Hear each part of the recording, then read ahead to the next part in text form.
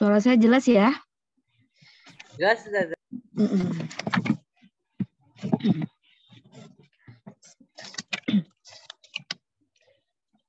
Berarti ini sekarang bab ini ya, bab 3 ya? Atau ini dzikirnya belum dibahas kemarin, belum dibaca?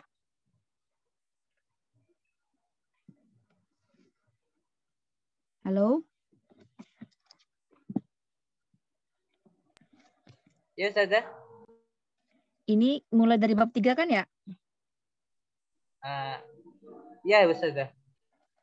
Oke, baik. Bismillahirrahmanirrahim.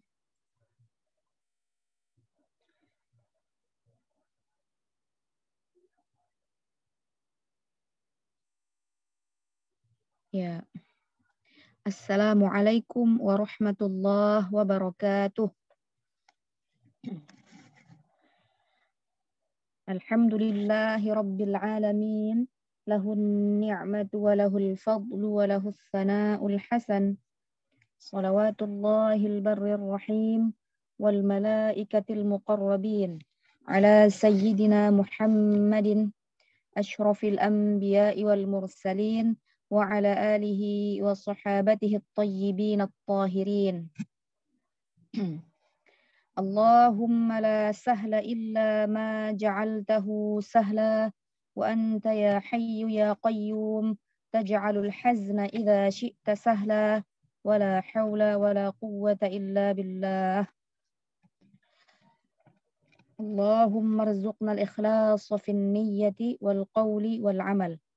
Alhamdulillah, puji syukur kita ucapkan kepada Allah Subhanahu wa taala atas limpahan rahmat dan karunia-Nya kepada kita semua, sehingga dengan nikmat Allah, dengan taufik dari Allah, pada sore hari ini kita bisa berkumpul di majelis ilmu yang mudah-mudahan diberkahi oleh Allah, dan yang hadir di sini senantiasa juga mendapatkan keberkahan oleh Allah, juga diberikan keberkahan oleh Allah. Salawat dan salam kita hadiahkan kepada baginda Nabiullah wa Rasulullah Muhammad sallallahu alaihi wasallam, dan juga kepada para sahabatnya dan para pengikutnya sampai hari kiamat nanti. Juga dengan harapan semoga dengan bersolawat kepada mereka, acara kita pada hari ini dimudahkan, dilancarkan dan diberkahi oleh Allah. Amin. Apa kabar semuanya? Semoga sehat selalu ya. Semoga terus semangat dalam taat kepada Allah. Baik, sekarang kita sudah masuk di bab ibadah. Kemarin sama Ustazah Zulfa sudah membahas di bab pertama tentang rukun-rukun wudhu, bab kedua tentang hal-hal yang membatalkan wudhu. Sedikit dibahas tentang hal-hal yang membatalkan wudhu. Nah, sekarang kita ada pembahasan tentang as-shalawatul khamsu. Kita baca Arabnya dulu ya. As-shalawatul khamsu. Salatus subhi wa hiya rak'atan. Salatus subhi wa hiya rak'atan. Salatul zuhri wa hiya arba'u raka'at. Salatul asri wa hiya arba'u raka'at. Salatul maghribi wa hiya thalathu raka'at. Salatul isya'i wa hiya arba'u raka'at. Qala Rasulullah sallallahu alaihi wasallam, khamsu salawatin katabahunna Allahu 'alal 'ibad. Rawahul Imam Ahmad. Maknanya, salat 5 waktu.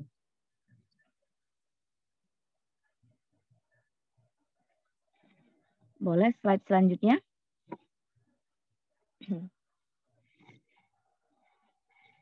Nah, jadi di bab ini kita memperkenalkan kepada anak-anak juga, mungkin sudah pada tahu sebagian anak-anak ya, yang belum tahu kita ajarkan tentang macam-macam sholat yang diwajibkan bagi setiap mukallaf dalam sehari semalam. Nah, kita jelaskan sholat 5 waktu. Nah, dalam bab ini kesempatan bagi kita untuk menjelaskan kepada anak kita atau peserta didik kita pentingnya sholat 5 waktu dan pentingnya mengenalkannya kepada anak-anak sejak dini. Mengenalkannya ya. Jadi mengenalkan tentang sholat sejak dini dan kemudian memerintahkan memerintahkan mereka untuk sholat ketika anak-anak itu, baik yang laki-laki atau yang perempuan, sudah genap usia 7 tahun Hijriyah. 7 tahun Hijriyah. Seperti itu. Jadi, untuk anak-anak yang di bawah 7 tahun Hijriyah, tidak boleh disuruh untuk melaksanakan sholat. Tidak boleh ya. Jadi yang wajib kita perintahkan adalah ketika anak-anak sudah berumur 7 tahun dan sudah tamyiz. Nah, sebagian ulama mengatakan makna tamyiz adalah sekiranya dia sudah faham apa yang kita ucapkan, sekiranya diberi pertanyaan kepada mereka, mereka dapat menjawab karena faham. Nah, pertanyaan seperti apa? Pertanyaan-pertanyaan yang mendasar dalam agama, misalkan sholat zuhur berapa rakaat, misalkan dia menjawab karena faham. Atau kita berpuasa wajibnya pada bulan apa? Bulan Ramadan misalkan gitu. Jadi mereka menjawab karena faham bukan karena hafalan. Gitu. Nah, sebagian anak yang cerdas terkadang di umur 6 tahun belum mencapai 7 tahun Hijriyah, itu mereka sudah tamyiz gitu. Nah, walaupun halnya demikian juga tidak boleh diperintahkan untuk sholat. Kita ajarkan boleh, namun tidak untuk diperintahkan. Artinya tidak boleh melaksanakan sholat. Karena belum sah gitu kan, belum sah sholat bagi orang yang belum tamyiz dan belum genap usia 7 tahun Hijriyah. Jadi harus terpenuhi 2 syarat itu. Yang pertama, tamyiz dan sudah genap usia 7 tahun Hijriyah. Ini 7 tahun ke atas. Seperti itu. Nah, baik. Sholat 5 waktu. Sholat subuh ada 2 rakaat. Sholat zuhur ada 4 rakaat. Sholat asar 4 rakaat. Sholat maghrib 3 rakaat. Sholat isya 4 rakaat. Nah, kita ajarkan ini kepada anak-anak supaya mereka yang sudah tahu semakin mantap pengetahuannya, yang belum tahu bisa tahu. Nah, kemudian juga penting kita ajarkan sholat 5 waktu ini bukan perkara yang remeh-temeh gitu, bukan perkara yang remeh, tapi perkara yang memang harus diperhatikan. Nah, jadi anak-anak harus ketika sudah berusia 7 tahun Hijriyah, maka dia sudah tamyiz, wajib bagi siapa? Bagi kedua orang tuanya untuk memerintahkan. Yang kedua orang tuanya atau yang mewakili kedua orang tuanya. Misalkan yang menyuruh ayahnya. Kalau ayahnya misalkan tidak bisa, mungkin karena alasan tertentu bisa diwakili oleh kakeknya. Atau bisa juga guru ngajinya yang mewakilinya seperti itu. Walinya gitu ya, walinya. Kalau nggak bisa ayahnya, kakeknya, kalau nggak ya ibunya atau enggak neneknya yang berkewajiban untuk memerintahkan anak-anak mereka yang sudah tamyiz dan berumur 7 tahun, genap 7 tahun Hijriyah ke atas untuk melaksanakan sholat. Nah, jadi sholat bukanlah hal yang remeh, tapi memang harus diperhatikan sejak dini. Nah, sebelum umur 7 tahun sebaiknya sudah mulai dikenalkan ya kan, dikenalkan bacaan-bacaan sholat, dikenalkan tentang sholat, kita ajarkan tentang yang seperti yang dijelaskan di atas tadi tentang sholat zuhur 2 rakaat, sholat subuh 2 rakaat, sholat zuhur 4 rakaat dan seterusnya. Juga kita ajarkan bacaan-bacaan sholat. Nah, kemudian kita suruh mereka perhatikan kita saat sholat. Nah, insya Allah kalau orang tuanya senantiasa melaksanakan sholat, itu anak akan terbiasa melihat, oh seperti ini ya gerakan yang dilakukan oleh orang tua saya gitu. Jadi ketika anak belum genap usia 7 tahun Hijriyah dan belum tamyiz, maka si anak jangan disuruh sholat, tapi apa? Unzur kaifas sholat. Perhatikan bagaimana mama sholat. Perhatikan bagaimana ayah sholat. Seperti itu.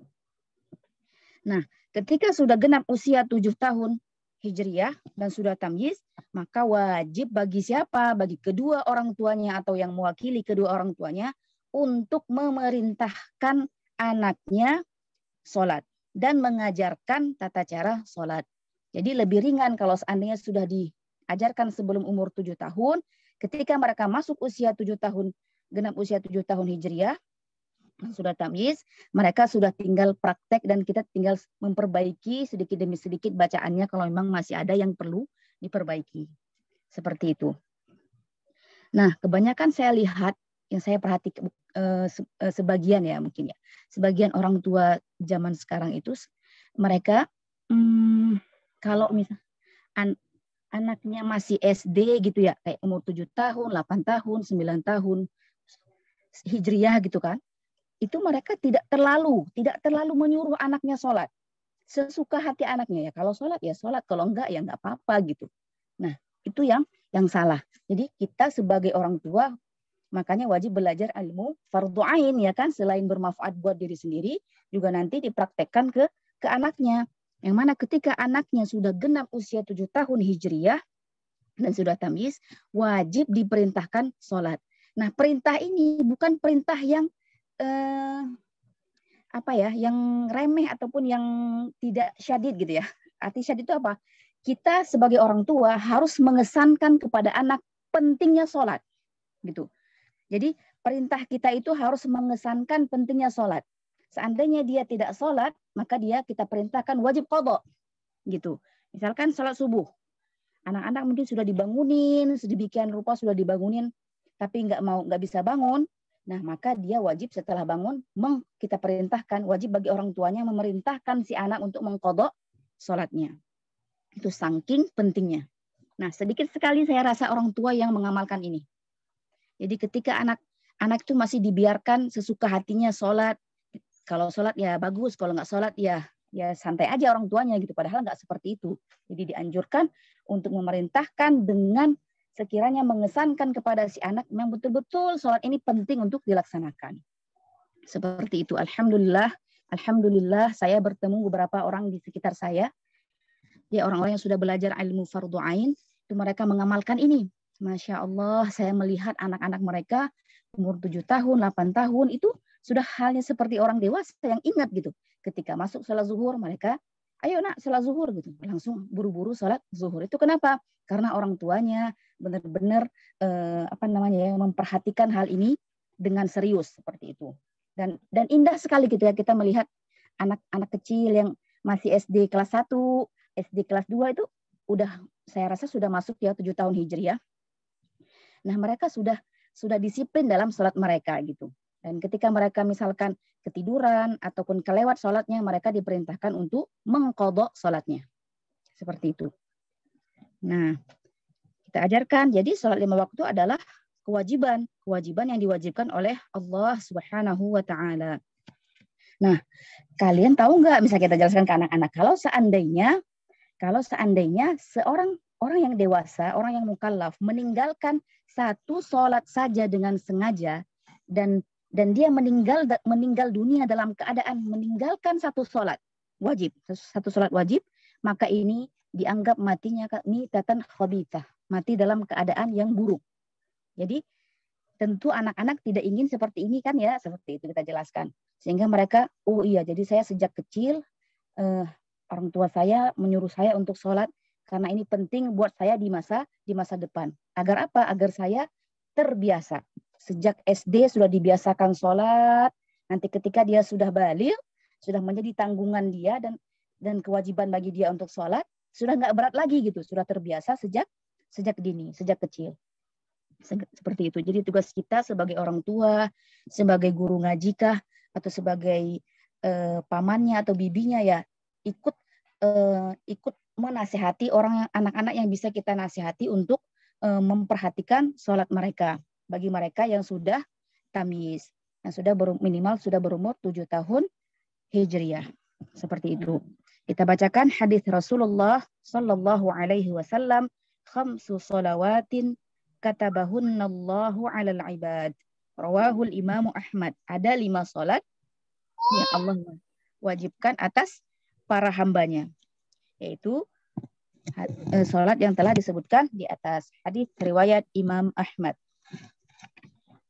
Nah, kemudian bicara soal tadi kewajiban wali baik bagi anak perempuan ataupun anak laki-laki yang tamyiz yang sudah genap usia 7 tahun Hijriah wajib memerintahkan anaknya untuk sholat dan mengajarkan hukum-hukum sholat, mengajarkan tata cara wudhu yang benar, mengajarkan tata cara menutup aurat yang benar ketika sholat, mengajarkan bacaan-bacaan sholat, kemudian mengajarkan tata cara sholat yang benar, seperti itu.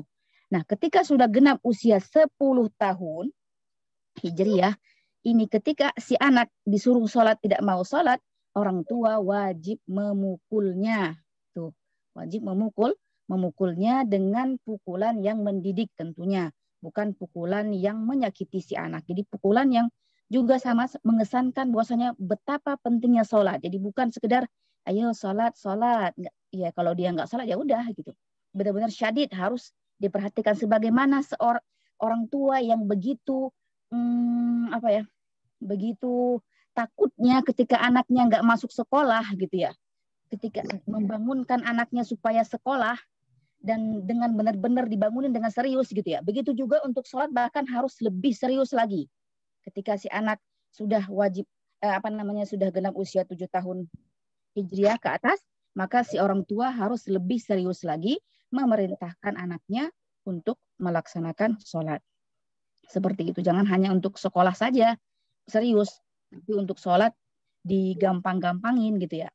Nah, jadi harus syadid, bahkan harus lebih keras dalam masalah sholat. Nah, ketika tadi anak sudah berusia 10 tahun Hijriah dan tidak mau sholat ketika diperintahkan oleh kedua orang tuanya untuk sholat, marah ya. Ya, bisa di unmute dulu ya.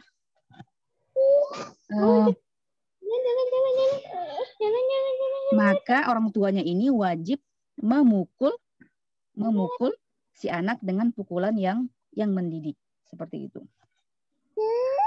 Baik, slide berikutnya.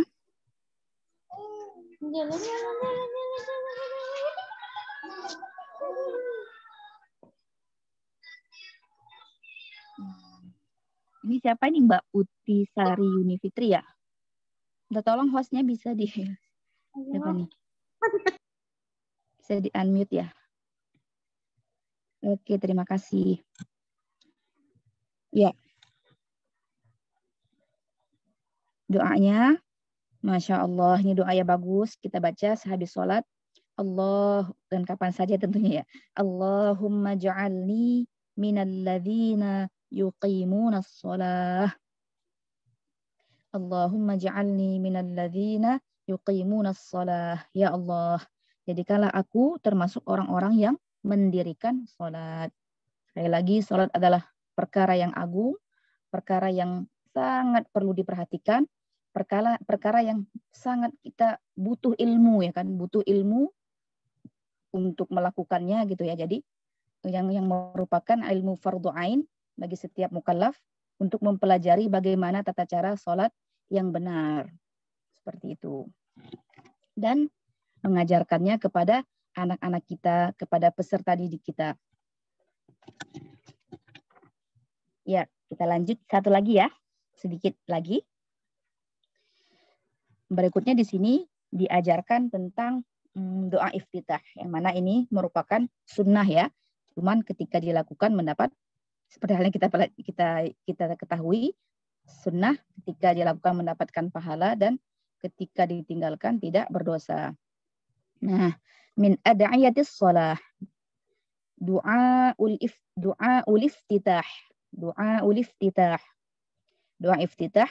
Wajjahtu wajhiya lilladzi fataras samawati wal ard hanifan musliman wa ma ana minal musyrikin. Inna salati wa nusuki wa mahyaya wa mamati lillahi rabbil alamin. La syarika lahu wa bidzalika umirtu wa ana minal muslimin. Nah, jadi kalau saya terkadang mendengar anak-anak itu yang sudah diajarkan di sekolah-sekolah mereka tentang bacaan sholat, masih banyak yang salah-salah gitu ya, baik matnya kadang makhrajnya. Nah, tugas kita memperbaiki itu, memperbaiki pelan-pelan bacaan anak-anak kita. Oke, slide berikutnya. Jadi kebanyakan mereka ketika baca ini, inna sholati, mereka baca inna sholati, kata mereka. Inna katanya, harusnya kan nggak panjang ya. Inna sholati wa nusuki wa mahyaya. Mereka bacanya wa mahyaya pakai H. Harusnya kita ingatkan, jangan bosan mengingatkan anak-anak didik kita untuk mengucapkan huruf-huruf sesuai makhrajnya, sesuai tempat keluar hurufnya masing-masing. Gitu. Dan ini bagi kita sebagai pendidik, sebagai orang tua harus sabar. Ketika anak belum bisa bilang ha gitu ya, belum bisa membedakan, yang belum bisa mengucapkan ha, semuanya pukul rata ha semuanya, baik ha maupun ha dibaca ha. Maka kita harus dengan sabar dan tidak pernah bosan mengingatkan anak-anak kita untuk benar dalam mengucapkan huruf-huruf tersebut. Nah, yang sering salah yang di ha ya, ha yang dia di tengah tenggorokan seringnya dibaca ha gitu.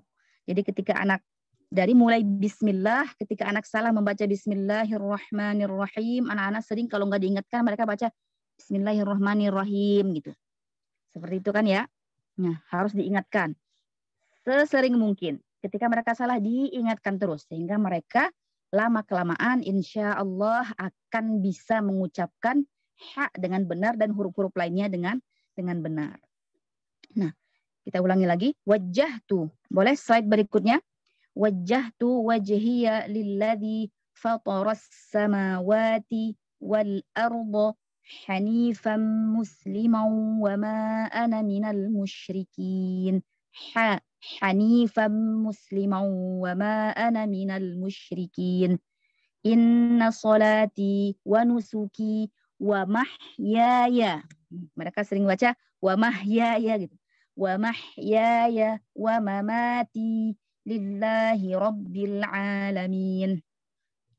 La syarika lahu wa bidzalika umirtu wa ana minal muslimin. Maknanya, wajjahtu wajhiya lilladzi fataras samawati wal ardh. Aku beribadah kepada pencipta langit dan bumi. Adminnya minta tolong ini slide berikutnya ya, oke. Aku beribadah kepada pencipta langit dan bumi. Mungkin bisa di zoom ya yang maknanya.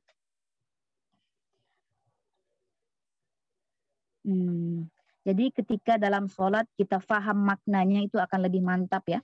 Bisa membantu kita untuk lebih khusyuk. Nah, aku beribadah kepada pencipta langit dan bumi. Jadi makna wajjahtu wajhiya lilladzi fataras samawati wal ardh artinya aku beribadah kepada pencipta langit dan bumi. Kemudian dalam keadaan aku berpegangan pada yang hak dan dalam keadaan muslim. Hanifan muslima, dalam keadaan berpegangan pada yang hak, pada yang benar, dan dalam keadaan muslim. Wa ma ana minal musyrikin. Kadang anak-anak sering terbalik. Yang musyrikin dibaca muslimin, yang muslimin dibaca musyrikin. Jadi kalau faham makna kan bisa lebih insya Allah bisa lebih terhindar dari kesalahan. Wa ma ana minal musyrikin. Dan tidaklah sekali-kali aku termasuk orang-orang yang menyekutukan Allah. Inna salati, sesungguhnya salat, wa nusuki, dan sembelihanku, wa mahyaya, hidup, wa mamati, dan matiku, lillahi rabbil alamin, adalah milik Allah. La syarikalah, Tuhan adalah milik Allah, rabbil alamin, Tuhan seluruh alam. La syarikalah, tiada sekutu baginya. Wa bidzalika umirtu, dengan berpegangan kepada keyakinan inilah aku diperintahkan. Dengan berpegangan kepada keyakinan inilah aku diperintahkan. Wa ana minal muslimin, dan aku termasuk orang-orang yang beragama Islam. Nah, insya Allah di kajian berikutnya nanti kita akan belajar, di sini dibahas tentang bagaimana saya sholat subuh. Jadi di situ secara tidak langsung diajarkan tentang rukun-rukun sholat gitu. Jadi rukun-rukun sholat berikut sunnah-sunnahnya. Insya Allah. Jadi kemudian lanjut ke doa, zikir. Allahumma bika asbahna wa bika amsayna wa bika nahya wa bika namut. Allahumma, maknanya Allahumma bika asbahna wa bika amsayna wa bika nahya wa bika namut. Ya Allah, dengan pertolonganmu aku berada di waktu pagi dan petang, dan dengan kehendakmu aku hidup dan mati. Seperti itu. Tapi kalau misalkan ketika pertama sekali mengajarkan anak-anak, yang pertama sekali kita Al-Fatihah ya. Al-Fatihahnya harus benar. Kemudian nanti doa, bacaan tasyahud. Nah ini insya Allah bacaan tasyahud akan dibahas pada pertemuan berikutnya. Jadi yang sangat-sangat penting sekali untuk diutamakan adalah pertama bacaan Al-Fatihahnya dulu. Yang kedua bacaan tasyahud akhir. Ya kan, tasyahud yang di akhir, yang mana keduanya adalah rukun qauli dalam sholat. Jadi itu dulu didahulukan. Nah, walaupun di kitab As-Saqafah ini diajarkan dulu tentang doa iftitah. Seperti itu.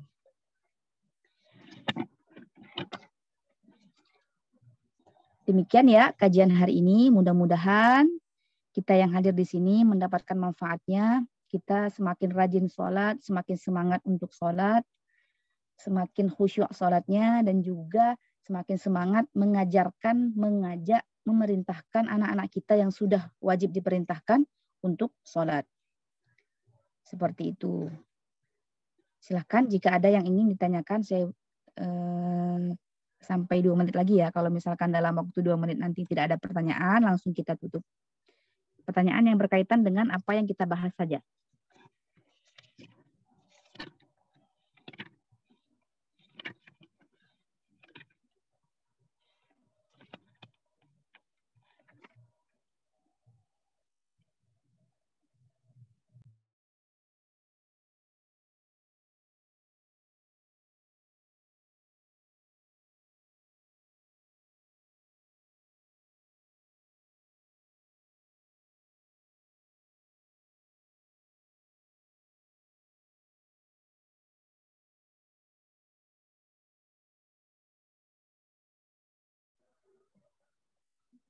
Ini ada pertanyaan, sebentar saya baca.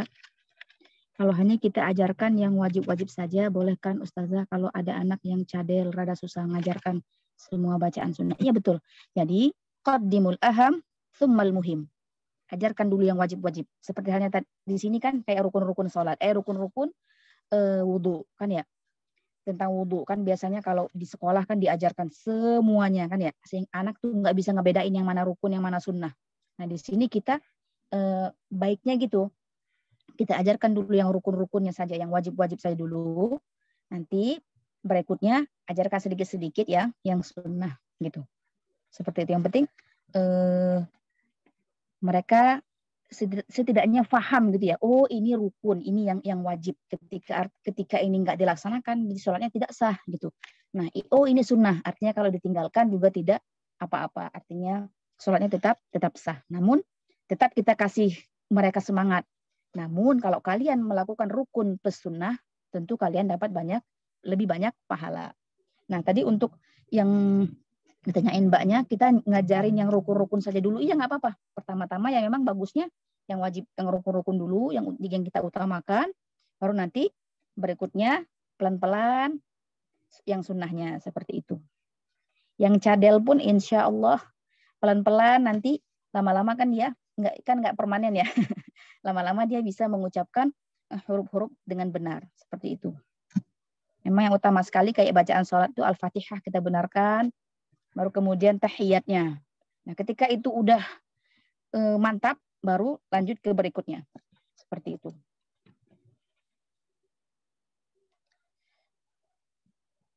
Nah, saya pernah bertanya langsung kepada orang tua yang anaknya sudah 7 tahun ya, sudah sholat gitu, maksudnya sudah diperintahkan untuk sholat.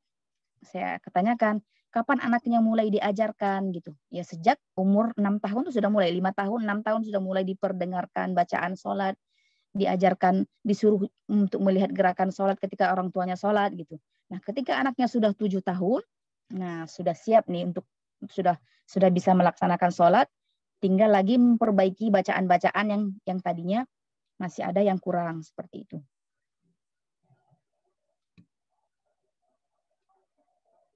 Sehingga saya dapati mereka, Masya Allah, walaupun 7 tahun, walaupun masih SD kelas 1, sudah sangat disiplin dengan sholat mereka. Nah, ini sangat patut kita banggakan dan kita contoh yang seperti ini. Begitulah ajaran Islam. Begitulah ajaran para ulama, memerintahkan kedua orang tua untuk menyuruh anak-anak mereka sholat sejak dini ketika mereka sudah genap usia 7 tahun Hijriyah dan sudah tamyiz. Seperti itu. Yang belum mencapai usia tersebut dan belum tamyiz, belum mencapai usia 7 tahun Hijriyah, jangan disuruh sholat. Ya, nggak boleh orang tua menyuruh sholat. Tapi bilang, lihatlah bagaimana bunda sholat, lihatlah bagaimana ayah sholat. Seperti itu. Alhamdulillah anak saya yang umur 5 tahun udah semangat mau sholat nih, pengen sholat aja. Tapi saya bilang, kamu belum tamyiz, belum genap usia 7 tahun Hijriyah, belum boleh sholat. Kamu cukup belajar bacaan sholat, mulai sekarang belajar bacaan sholat dan lihat bagaimana Umi sholat, seperti itu. Demikian ya hari ini ya, semoga bermanfaat. Dan kita mendapatkan keberkahan dari Allah Subhanahu wa Ta'ala atas apa yang kita lakukan ini. Amin, insya Allah. Kita baca tahlil dan sholawat. Nuhallil wa nusalli ala nabi. La ilaha illallah. La ilaha illallah. La ilaha illallah. Allahumma salli ala sayyidina Muhammad. وعلى آله وصحبه وسلم اللهم صل على سيدنا محمد وعلى آله وصحبه وسلم اللهم صل على سيدنا محمد وعلى آله وصحبه وسلم ربي اغفر لي وللمؤمنين والمؤمنات ربي اغفر لي وللمؤمنين والمؤمنات ربي اغفر لي وللمؤمنين والمؤمنات والحمد لله رب العالمين بارك الله فيكم والسلام عليكم ورحمة الله وبركاته.